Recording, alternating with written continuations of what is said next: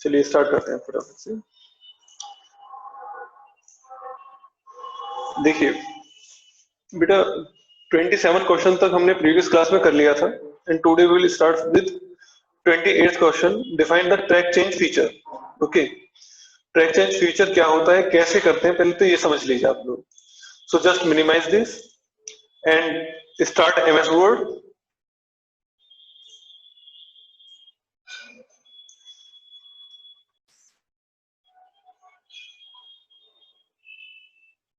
MS Word 2010। Okay बेटा, suppose करिए कि मैं यहां पर कोई लेटर टाइप कर रहा हूं, ठीक है। तो to the principal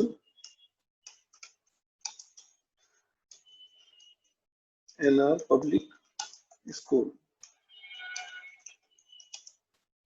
okay, subject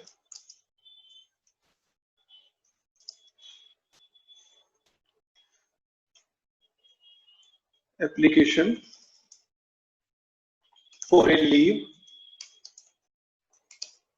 due to fever. Okay, respected ma'am,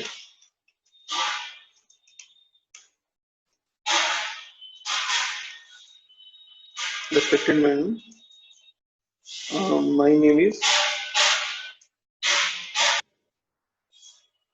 Mohit and I am the student of class 9th A. Today I am suffering with high fever,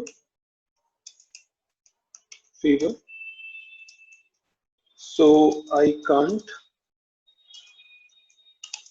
attend school today. Okay, kindly grant this leave application. Thanking you, Mohit Saxena. Okay, एक हमने छोटा सा letter लिख दिया है यहाँ पर। तो अब आप इस लेटर को समझिए। हमने ये लेटर लिखा, इसका हम थोड़ा साइज इंक्रीज कर लेते हैं।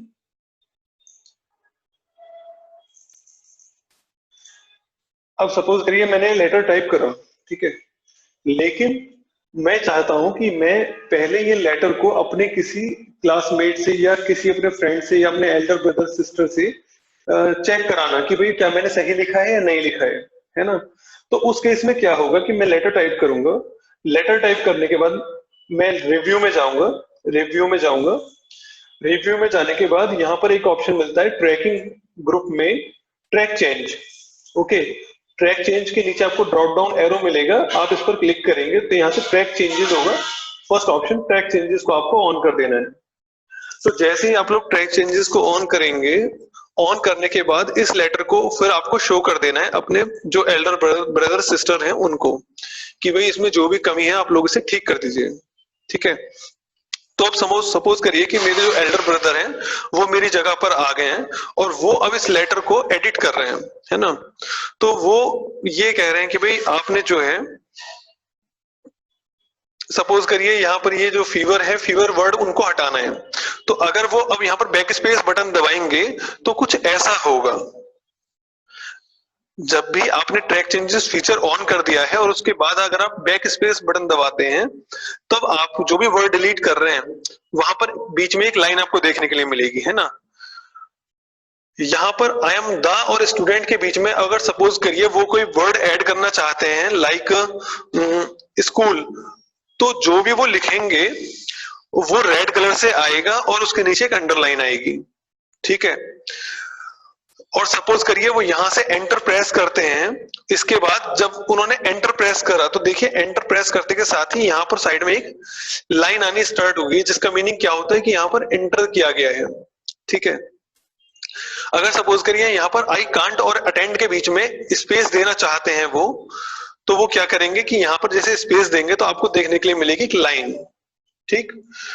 यानी कि वो जो भी चेंजेस कर रहे हैं इस टाइम पर बैठकर, वो हर एक चेंज यहाँ पर एक डिफरेंट एक्टिविटी के साथ शो हो रहा है, ठीक है। क्यों हो रहा है? क्योंकि मैंने ट्रैक चेंजेस फीचर को ऑन कर दिया था।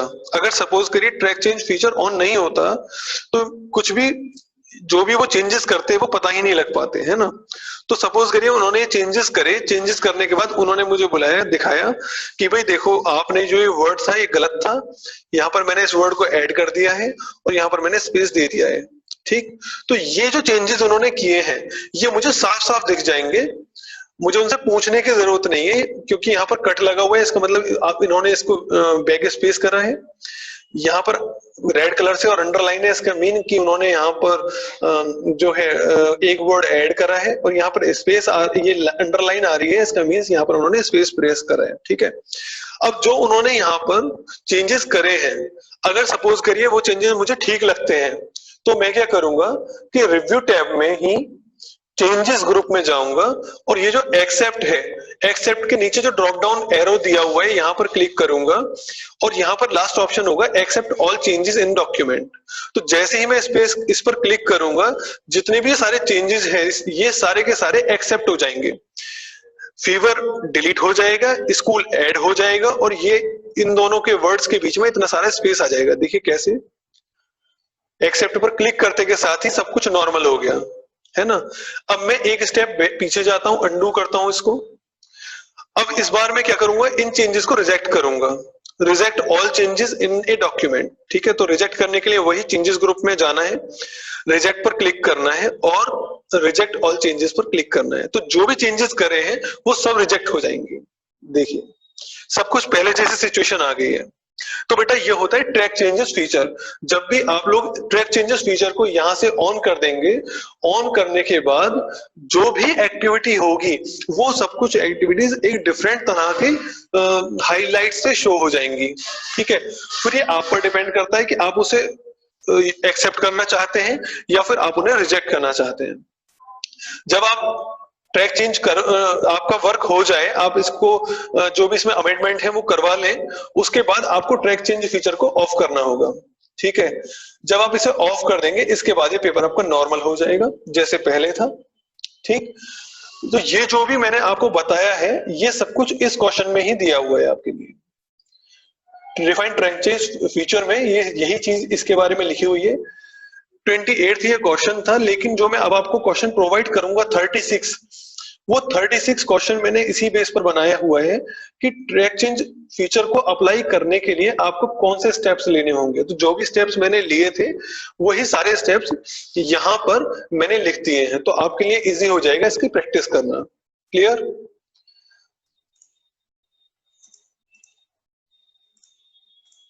बेटा सभी को समझ में आ गया? Yes sir. ओके चलिए नेक्स्ट क्वेश्चन की तरफ चलते हैं। देखिए नेक्स्ट क्वेश्चन है आपका right the use of drawing tools, ठीक है। अब जब ड्राइंग टूल्स हैं तो कॉमन सी बात है जब आप कोई ड्राइंग लेंगे तभी आपके सामने वो टूल्स ओपन होंगे। चलिए इनको भी समझते हैं। एक न्यू पेज ले लेते हैं, ठीक है।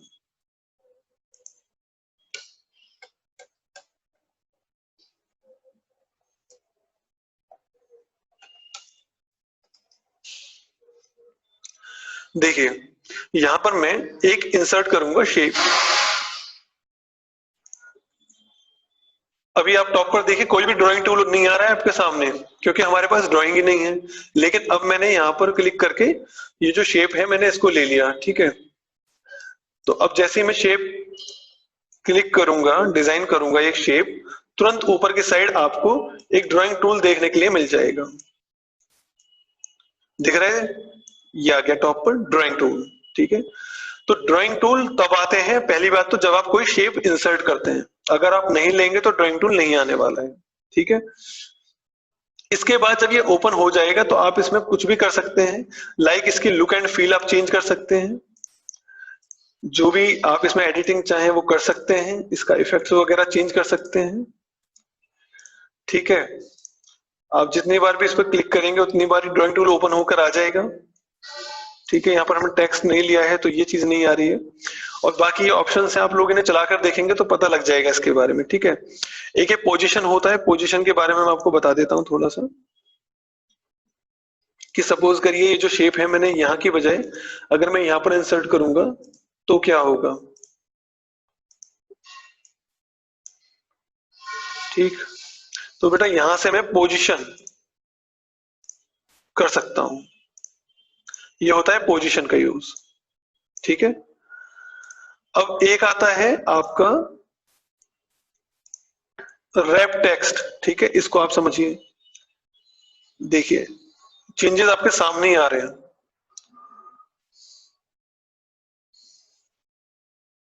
ये होता है रैप टेक्स्ट, ठीक है, जहां पर टेक्स्ट जैसे आपने देखा होगा बुक्स होती हैं, बुक्स में कोई बीच में पिक्चर आ जाती है और उस पिक्चर के चारों तरफ आपको टेक्स्ट देखने के लिए मिलती है, तो वो सारी चीजें आप कहां से कर सकते हैं, वो आप कर सकते हैं रैप टेक्स्ट से, ठीक।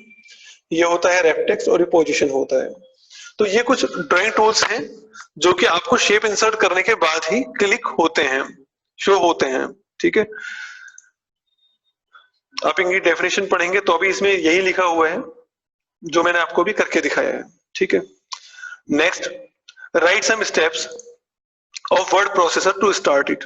बेटा ये जो क्वेश्चन है क्वेश्चन नंबर 30 और इसके बाद के कुछ क्वेश्चंस, उनके जो आंसर है वो मैंने यहाँ पर चेंज करे हैं। ये जो आप अगर अभी नोटबुक से मैच करेंगे तो वहां पर कुछ और लिखा हुआ है, लेकिन मैंने यहाँ पर कुछ और लिखा है, ठीक है। तो ये जो चेंजेस हैं मैं आपको दोबारा इसकी पीडीएफ प्रोवाइड करूंगा, आप इनमें चेंजेस कर लीजिएगा।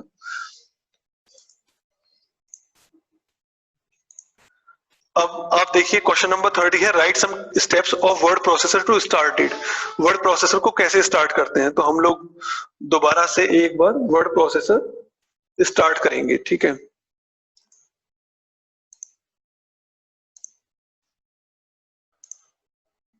तो ये है क्वेश्चन नंबर 30। फर्स्ट ऑप्शन है क्लिक ऑन स्टार्ट बटन, हमने किया। इसके बाद फिर आएगा आपका एमएस ऑफिस, हमें क्लिक करना होगा, click on MS office in all programmes, ठीक है। तो ये जो भी स्टेप्स मैं आपको करके बता देता हूं कि किस तरीके से आप लोग वर्ड प्रोसेसर को स्टार्ट कर सकते हैं। स्टार्ट मेन्यू पर सबसे पहले क्लिक करेंगे और इसके बाद आपको लोगों को जाना होगा, ये ऑल प्रोग्राम्स होता है बेटा, ये सारा सेक्शन जो है ये ऑल प्रोग्राम्स का सेक्शन है। तो यहाँ पर आपको सर्च करना है एमएस ऑफिस। एमएस ऑफिस पर जैसे ही क्लिक करेंगे तो आपको सर्च करना होगा एमएस वर्ड, ठीक है। जैसे ही क्लिक करेंगे एमएस वर्ड ओपन हो जाएगा, यानी कि वर्ड प्रोसेसर स्टार्ट हो जाएगा। तो यही सब दिया हुआ है क्वेश्चन नंबर 30 में। क्वेश्चन नंबर 31 में भी चेंजेस हैं जो मैंने आपको लिखवाया था, तो वो ये था कि discuss some components of a window. तो विंडो में कौन कौन सी कंपोनेंट्स होती हैं ये हमें बताना था, ठीक है। उसका जो आंसर लिखवाया था उसमें था title bar, menu bar, standard tool bar, formatting tool bar, ruler bar, status bar, है ना। लेकिन जो दो ऑप्शंस थे यहाँ पर, फॉर्मेटिंग बार और स्टैंडर्ड बार, ये सब कुछ बेटा आपको 2007 और इससे नीचे के वर्जन्स में देखने के लिए मिलेगा, है ना।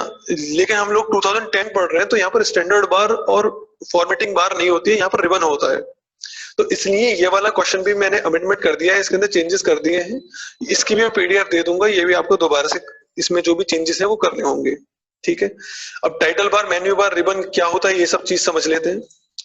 देखिए ये जो आपको टॉप पर दिखाई दे रहा है डॉक्यूमेंट 1, ये होता है टाइटल बार। ये जहां पर होम, इंसर्ट, पेज लेआउट लिखे हुए ये होता है मेन्यू बार। ये जहां पर ग्रुप्स बने हुए हैं clipboard, font, paragraph, style, editing, ये सब होते हैं रिबन होता है। ये रिबन ग्रुप्स में डिवाइड रहता है, ठीक है। ये रिबन फिलहाल 5 ग्रुप्स में डिवाइडेड है। ये होता है बेटा रूलर बार, जहां पर ये स्केल्स आपको दिखाई दे रहा है, और नीचे वाली होती है स्टेटस बार, ओके। और ये जो साइड में है ये है स्क्रॉल बार। तो यही सारे पॉइंट्स यहाँ पर लिखे हुए हैं। नेक्स्ट क्वेश्चन आता है question number 32, define non printing characters. अब नॉन प्रिंटिंग कैरेक्टर्स का मीनिंग क्या होता है कि सपोज करिए ये जो पेज आपके सामने दिखाई दे रहा है, आप इसे जब प्रिंट करेंगे तो जो भी आपको दिखाई दे रहा है वो यहाँ पर प्रिंट हो जाएगा पेज पर। लेकिन प्रिंट क्या नहीं होगा, प्रिंट नहीं होगा ये जो आप पॉइंट नंबर 5 के बाद में एक लाइन देख रहे हैं, है ना। यानी कि पॉइंट नंबर 5 के बाद मैंने एंटर प्रेस करा होगा तभी जाकर तो ये 32 नंबर की लाइन यहां से स्टार्ट हुई है। तो अगर आपने अपने पेज में जितनी बार भी एंटर प्रेस करा है, वो एंटर जब भी आपने प्रेस करा है या कितनी भी बार आपने एंटर प्रेस करा है वो प्रिंट नहीं होता, ठीक है। जितनी बार आप स्पेस प्रेस करते हैं जितनी बार भी आप स्पेस प्रेस करते हैं, सपोज मैं डू नॉट और अपीयर के बीच में स्पेस प्रिंट करता हूँ, स्पेस प्रेस करता हूँ, तो ये जो मैं स्पेस दे रहा हूँ, ये स्पेस इस टाइम पर प्रिंट नहीं होगा जब मैं इस पेज को प्रिंट करूंगा तो, ठीक है। और टैब कीज का मीनिंग होता है बेटा, ये जो आपको एक कीबोर्ड पर एक टैब की दिखती है, मैं अभी एक ऑन स्क्रीन कीबोर्ड से आपको शो कर देता हूँ।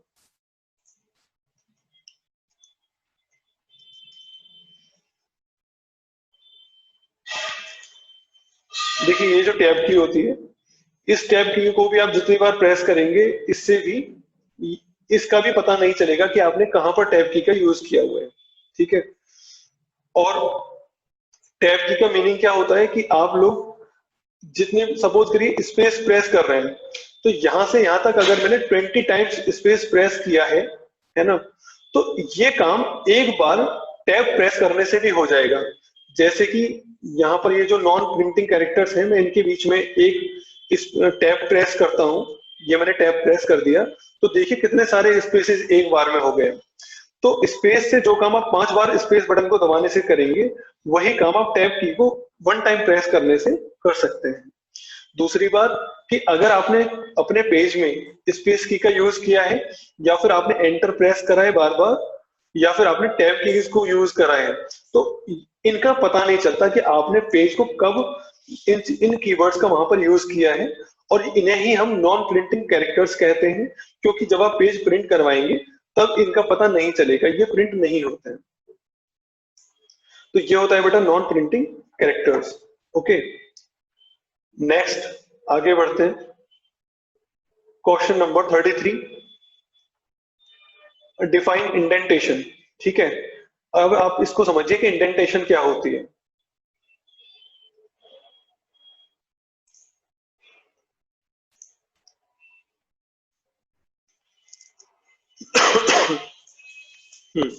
यहां पर हम कुछ भी टाइप कर लेते हैं।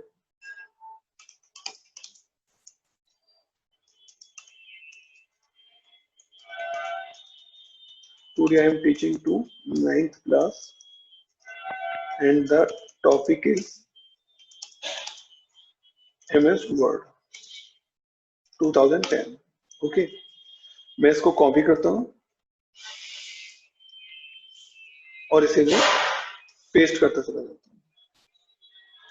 पैराग्राफ बन गया, second paragraph, third paragraph, copy paste मैंने यहां पर इसको कर दिया है। ठीक है, अब देखिए इंडेंट, इंडेंट के जो ऑप्शन है, वो इंडेंट ऑप्शन आपको कहां पर मिलता है, वो मिलता है आपको पेज लेआउट में। और ये जो आपको दिख रहा है पैराग्राफ ग्रुप, यहाँ पर ये कॉर्नर में आपको एक एरो की दिखाई देगा, इसे प्रेस करना है। ठीक है, तो यहां से ये पैराग्राफ डायलॉग बॉक्स ओपन हो जाता है, जिसमें जो सेकंड टॉपिक है वो है इंडेंटेशन, जिसके बारे में हम लोग पढ़ रहे हैं। ठीक है, तो इंडेंटेशन बेटा कितनी तरह की होती है, पहले ये चीज देखिए। Left indent, right indent, first line indent, hanging indent and mirror indent. ठीक है, इस क्वेश्चन को भी जहां तक मैंने आपको दिया हुआ है, इस क्वेश्चन में मैंने चेंज कर दिया है। ठीक है, क्योंकि जो पहले आंसर दिया था वो प्रीवियस वर्जन के अकॉर्डिंग था, 2010 के अकॉर्डिंग नहीं था। तो अब ये left indent, right indent, first line indent, hanging indent, mirror indent क्या होता है, पहले ये चीज समझिए आप। तो सबसे पहले इंडेंटेशन में हम लोग देखते हैं फर्स्ट लाइन इंडेंट क्या होता है। इसके लिए सबसे पहले आप लोग पैराग्राफ्स को सिलेक्ट कर लेंगे। सिलेक्ट करने के बाद यहां पर क्लिक करिए, और ये जो स्पेशल है आप इसमें क्लिक करेंगे तो फर्स्ट लाइन पर क्लिक कर देंगे आप। फर्स्ट लाइन पर क्लिक करते के साथ ही ओके कर दीजिए। अब आप देखिए फर्स्ट लाइन इंडेंट का मीनिंग क्या है, कि जो फर्स्ट लाइन है वो आपकी जो मार्जिन लाइन है, ये जो मार्जिन लाइन है इसमें और फर्स्ट लाइन में थोड़ा सा गैप आ जाएगा। ये है मार्जिन लाइन जो आपको दिख रही है, मार्जिन लाइन में और फर्स्ट लाइन में पैराग्राफ्स की थोड़ा सा आपको गैप देखने के लिए मिलेगा, इसे हम कहते हैं फर्स्ट लाइन इंडेंट। सेकंड समझिए, सेलेक्ट करना है सबसे पहले, इसके बाद आपको जाना है हैंगिंग इंडेंट। जैसे आप इस पर क्लिक करेंगे तो आपको क्या दिखेगा, कि जो मार्जिन लाइन है, जो मार्जिन लाइन है उस मार्जिन लाइन में और जो फर्स्ट लाइन के अलावा जो लाइन है उनमें गैप आ जाएगा, यानी फर्स्ट लाइन मार्जिन लाइन से मिली हुई रहेगी, लेकिन बाकी की लाइंस जो हैं वो सभी लाइंस चेंज हो जाएंगी। ओके, नेक्स्ट आप देखिए, इसे भी अंडू कर देते हैं। नेक्स्ट होता है आपका लेफ्ट इंडेंट। लेफ्ट इंडेंट का मतलब होता है बेटा कि आप लेफ्ट साइड से मार्जिन और पैराग्राफ के बीच में कितना गैप देना चाहते हैं। तो आप देखिए, तो गैप आपको यहां पर भी दिख रहा होगा, गैप बढ़ रहा है, ठीक है। और यहां से भी आप राइट इंडेंट से भी गैप बढ़ा देंगे, तो ये भी चीज आपको, ये हो गया। लेफ्ट से भी मार्जिन लाइन में गैप आ गया, मार्जिन आपका यहाँ था, मार्जिन लाइन में और पैराग्राफ में चेंज आ गया है, और राइट साइड का मार्जिन भी यहाँ पर है, लेकिन इंडेंट कर दिया है आपने इधर की साइड में। तो आपका जो लेफ्ट इंडेंट और राइट इंडेंट यही होता है, ठीक है। अब एक बचा हुआ है मिरर इंडेंट, जिसे मैं अभी थोड़ी देर नेक्स्ट वीडियो में अभी क्लियर करूंगा।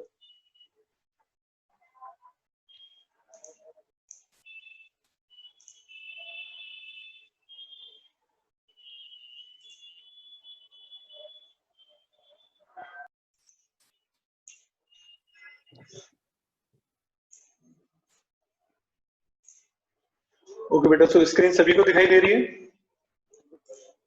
Yes sir. ओके,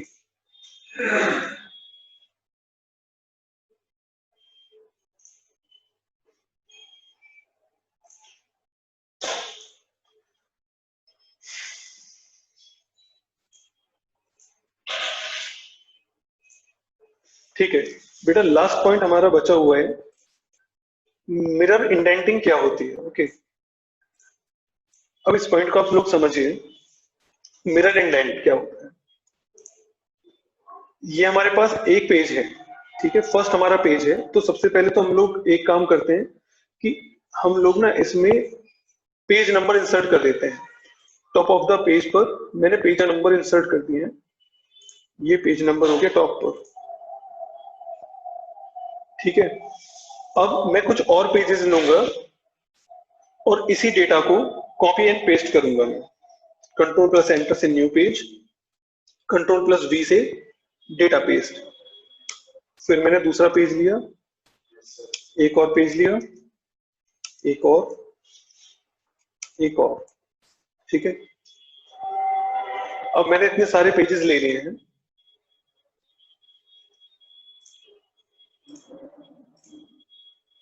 अब मैं आता हूं अपने फर्स्ट पेज पर। ओके, मैंने जूम किया, ये रहा मेरा फर्स्ट पेज, ठीक है।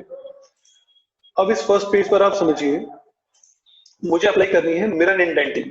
ओके, तो सबसे पहले मैं सारा जो डेटा है उसे कंट्रोल प्लस ए को प्रेस करके जितने भी मेरे पेजेस हैं उन सबको मैंने एक साथ सेलेक्ट कर लिया। इसके बाद मैं जाऊंगा वही अपने रिव्यू पर, सॉरी पेज लेआउट पर। पेज लेआउट पर जाने के बाद पैराग्राफ पर, उस पैराग्राफ पर जाऊंगा और यहाँ पर मुझे मिलेगा मिरर इंडेंटिंग, ठीक है। अब मिरर इंडेंटिंग को आप समझिए बेटा, जो भी मैं सेटिंग यहाँ से करूंगा, सपोज मुझे लेफ्ट से इतना स्पेस चाहिए, है ना, लेफ्ट से मुझे इतना स्पेस चाहिए, तो ये जो स्पेस है, ये स्पेस अगर मैंने यहाँ पर क्लिक करके मिरर इंडेंटिंग को ऑन कर दिया, तो ये जो स्पेस है ये ऑड इवन पेजेस पर आएगा, यानी कि वन पर लेफ्ट इंडेंट इतना ही होगा, लेकिन जो सेकंड पेज होगा उस पर कोई भी इंडेंट नहीं होगा। फिर दोबारा से थर्ड जो पेज होगा उस पर भी लेफ्ट से इंडेंट इतना ही होगा, लेकिन जो फोर्थ पेज होगा उस पर कोई भी इंडेंट नहीं होगा। तो मैंने सिर्फ लेफ्ट साइड से इंडेंटेशन करा है और मिरर इंडेंट को मैंने ऑन कर दिया। जैसे ही ओके प्रेस करूंगा तो आप देखिए कि यहाँ पर लेफ्ट साइड से तो ये जो मेरा फर्स्ट पेज है यहाँ पर इंडेंटिंग आपको दिखाई दे रही है, लेकिन जो मेरा सेकंड पेज है यहाँ पर कोई भी इंडेंटिंग नहीं है। देखिए फर्स्ट पेज, ये मेरा फर्स्ट पेज है, फर्स्ट पेज पर जो मार्जिन है वो यहाँ पर है, सेट है, लेकिन जो सेकंड पेज है उसमें मार्जिन यहाँ पर सेट है, ठीक। ऐसे ही आप देखिए कि थर्ड पेज पर देखिए, थर्ड सेकंड पेज में इंडेंटिंग यहाँ पर, मार्जिन यहाँ पर सेट है, और जबकि जो नेक्स्ट थर्ड पेज है, थर्ड पेज में मार्जिन यहाँ पर दिखाई दे रहा है। तो अगर आप मिरर इंडेंटिंग करते हैं तो मिरर इंडेंटिंग के केस में क्या होता है कि आपको जो भी जो भी आपने मार्जिन सेट किया हुआ है वो ऑड इवन के हिसाब से आता है। सो आई होप बेटा आपको एक पॉइंट क्लियर हो गया होगा। ठीक है, अब नेक्स्ट क्वेश्चन हमारा आएगा question number 34, define word wrapping. तो यहां से हम लोग नेक्स्ट क्लास में स्टार्ट करेंगे। ओके, तो अब ये मुझे बताइए, आप लोगों को डाउट तो नहीं है इसमें, सब क्लियर है? यू कैन स्पीक बेटा। सर मिरर इंडेंटिंग बता दीजिए एक बार। ओके, मिरर इंडेंटिंग दोबारा समझिए इस पॉइंट को। देखिए मिरर इंडेंटिंग में क्या होता है, यहाँ पर मैंने काफी सारे पेजेस लिए हुए हैं, आई थिंक 7 और 8 पेजेस लिए हुए हैं। ठीक है, तो 7 पेजेस और 8 पेजेस में ऑड इवन तो आपको पता ही है। फर्स्ट, थर्ड, फिफ्थ पेजेस को हम ऑड पेजेस कहते हैं, second, fourth and six pages को हम इवन पेजेस कहते हैं। ठीक, तो जैसे ही हम लोग पहले अपने डेटा को सेलेक्ट करेंगे, डेटा को सेलेक्ट करने के बाद हम लोग जाएंगे पैराग्राफ में और मिरर इंडेंट्स पर ओके करेंगे। ठीक है, मिरर इंडेंट को ओके करने के बाद मैंने जो यहाँ पर चेंजेस करे हैं, ठीक है, अब मैं जो लेफ्ट साइड से जो मैंने, ये इनसाइड का मीनिंग होता है लेफ्ट, आउटसाइड का मीनिंग होता है राइट, तो मैंने जो लेफ्ट साइड से स्पेस दिया है वो दिया है 2.6। ठीक है, तो अगर ये 2.6 जो मैंने किया है और मैंने मिरर इंडेंट को भी ऑन कर दिया, तो ये जो स्पेस आएगा, ये जो डिफरेंस आएगा, ये सिर्फ ऑड पेजेस पर आएगा, यानी कि 1 पर आएगा, 3 पर आएगा, 5 पर आएगा। 2, 4 और 6 जो है उन पर कोई भी चेंजेस नहीं आएगा अगर आपने मिरर इंडेंटिंग ऑन करी हुई है। लेकिन सपोज मिरर इंडेंटिंग को आपने ऑफ कर दिया, तो ये जो 2.6 का जो सेंटीमीटर का जो गैप है, ये आपको 1 से लेकर 8 तक के सभी पेजेस में देखने को मिलेगा। लेकिन अगर मिरर इंडेंटिंग को ऑन कर दिया तो सिर्फ जो आपके ऑड इवन जो ऑड पेजेस हैं 1, 3, 5, 7, 9, उन पेजेस में आपको ये गैप देखने के लिए मिलेगा। जैसे मैं ओके करूंगा तो देखिए फर्स्ट पेज है तो आपको गैप देखने के लिए मिल रहा है, सेकंड पेज में कोई गैप नहीं मिल रहा है, थर्ड पेज में फिर से गैप मिल रहा है और फोर्थ पेज में कोई गैप नहीं मिल रहा है। तो इसे कहते हैं odd even. Odd even pages की सेटिंग तब होती है जब हम मिरर इंडेंटिंग को ऑन करते हैं। सो बेटा क्लियर? Sir yes. चलिए ठीक है बेटा, तो बस यहां तक आज करते हैं। नेक्स्ट क्लास में क्वेश्चन नंबर जो आपको वर्ड रैपिंग वाला है वहां से स्टार्ट करेंगे। All the best, take care, bye. Sir okay sir.